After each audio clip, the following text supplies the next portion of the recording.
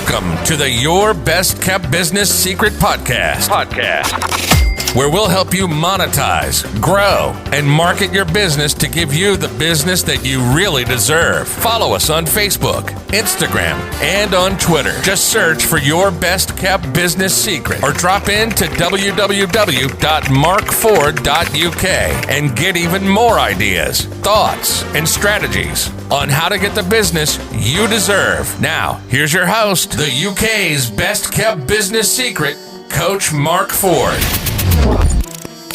Hi, I'm Mark Ford and welcome to your Best Kept Business Secret podcast, available on Facebook video, YouTube video, iTunes, Spotify and various other places. Like, I like to leave an overly stinky, sloppy piece of dog poo way too sloppy to pick up. Now, thank you for taking part in this podcast, because I know, and I mean I genuinely know how much stuff is already out there. So you taking a little bit of time, just a little bit of time with me, I am truly grateful. Now, in this podcast, I am going to tackle networking. It can be good, it can be shit, but I want you to take it by the horns and wrestle it to the floor like a Greek god, all oiled up and wrestling in the Olympics.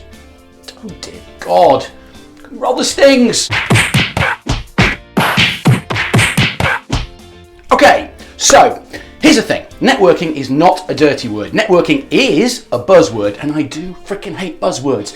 And we hear them all the time. I'm going networking. Now, unfortunately, for many business owners, it evokes very powerful images of standing around a room with a lot of people that you don't know, feeling very awkward and unsure, and it's just horrible and uncomfortable. But networking is really just an excellent way to build your business. It can be cheap, it's instant, and it doesn't actually really require a lot of exceptional skills. You see, because networking is about communication. Now, feeling awkward when meeting new people can, and I appreciate this, be very challenging, but there are many simple techniques to make it easier. Now, I learned a lot of communication skills from a book I read, I read at least one a year. But this one is How to Win Friends and Influence People by Dale Carnegie. Now, the title sounds a little bit manipulative, but actually it's not. You see, it's a book about communicating, and the lessons learned from those pages can be used time and every day of the week. It's great. You see, the end result will be that you, my friend, will be a better communicator, and you will find networking much easier. Now, the next part of the process is to actually go to a network function with a clear goal, oh, for crying out loud, let's just have a goal, right? Just have a goal, right? Okay? Now, your aim here is to meet people who might be potential customers or who might be able to refer business to you. So you have to consider a few things kind of like ahead of the time. So you need to think about how you're going to introduce yourself and, strangely, what you sell. Now, if you meet someone who could be a customer or business associate, how will you arrange to follow up? How will you end the conversation so you can kind of move on and meet other people without looking like a jerk and offending people that you're actually talking to? Now, I know some entrepreneurial types who sit down and write a networking plan before they go to these functions, and they do actually get excellent results. You see, it is a business opportunity, not just a social event, and they actually treat it as such. Now, networking, even in the golden technological age that we are in, is here to stay.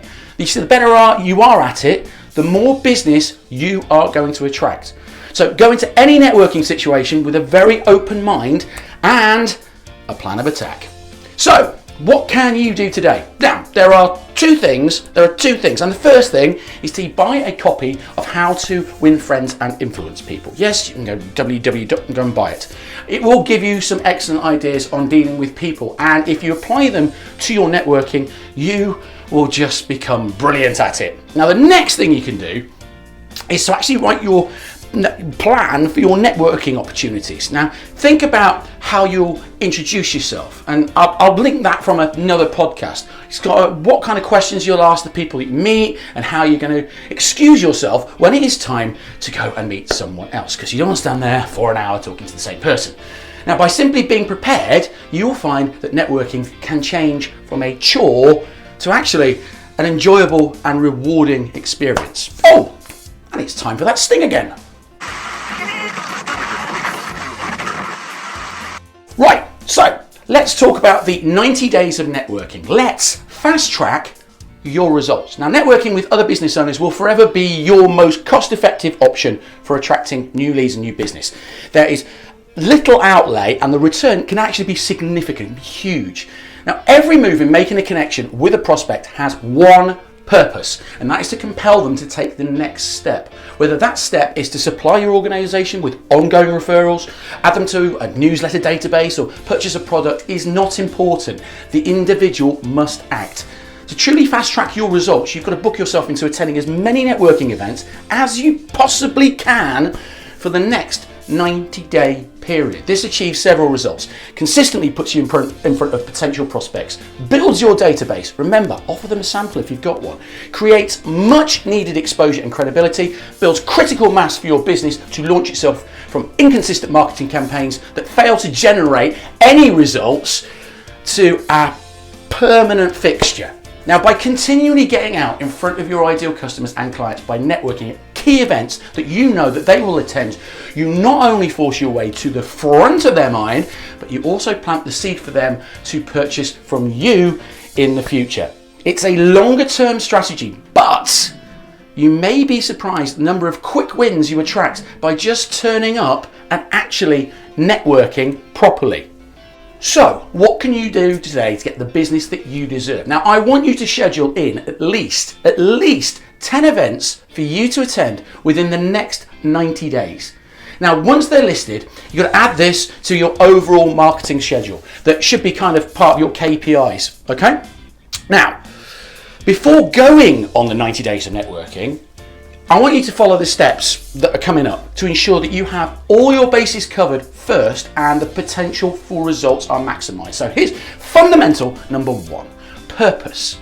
You must identify your purpose for networking with the ultimate goal of going from connections to monetization, i.e. somebody actually buying something from you. The biggest challenge businesses face is that networks isn't taken seriously as marketing. Networking is marketing too, and it must be outlined to keep the individuals on task and focused, especially if you've got a team. Now, when attending events, offer your sample as a way to put people into your lead stream. Be sure to add those who have consented to be part of your database onto that damn thing the very next day. Strike while the iron is hot, or it will just burn you later. Send a follow-up email. Number two, message. You must clearly define the message that you are taking to market to ensure that it aligns with your customers' values and, most importantly, that your team's messages match and represent the larger organization. Miscommunication can destroy even the most earnest effort to make an influential first impression. If the message wavers and is unclear, potential customers and clients will be unaware of your team's role in the much bigger picture. Now, revisit the podcast or video on crafting your message, which I'll link to down below, and this is the message you will repeat consistently. Practice, and then practice some more. Number three, purpose. Your team must be memorable, and the only way to achieve this is through presence, which builds up credibility, trust, and connections with prospects and existing clients. The identity of self is a basic facet of effective networking. A team that lacks self-confidence and presence will feel the pain in their sales results time after time. Now, by discovering their own identity, when staff or you approach a networking situation, they will have an innate confidence that connects and produces larger scale positive outcomes. And if you want some more tips about networking and the do's and don'ts, I've included a link to a free download that I've written tackling this subject on how to stand out from the rest. And if you've ever met me at a networking event, you know I do. There's more on presence and engagement to come in my following podcast, so stay tuned. Now, what I want you to do is I want you to go out and network.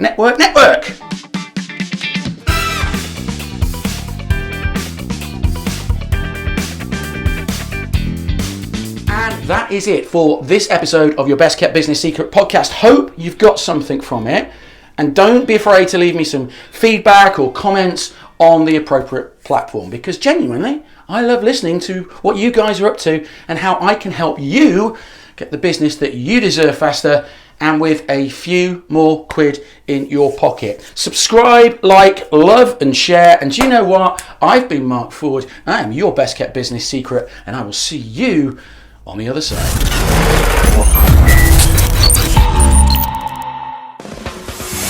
Welcome to the Your Best Kept Business Secret Podcast, where we'll help you monetize, grow, and market your business to give you the business that you really deserve. Follow us on Facebook, Instagram, and on Twitter. Just search for Your Best Kept Business Secret or drop in to www.markford.uk and get even more ideas, thoughts, and strategies on how to get the business you deserve. Now, here's your host, the UK's best kept business secret, Coach Mark Ford.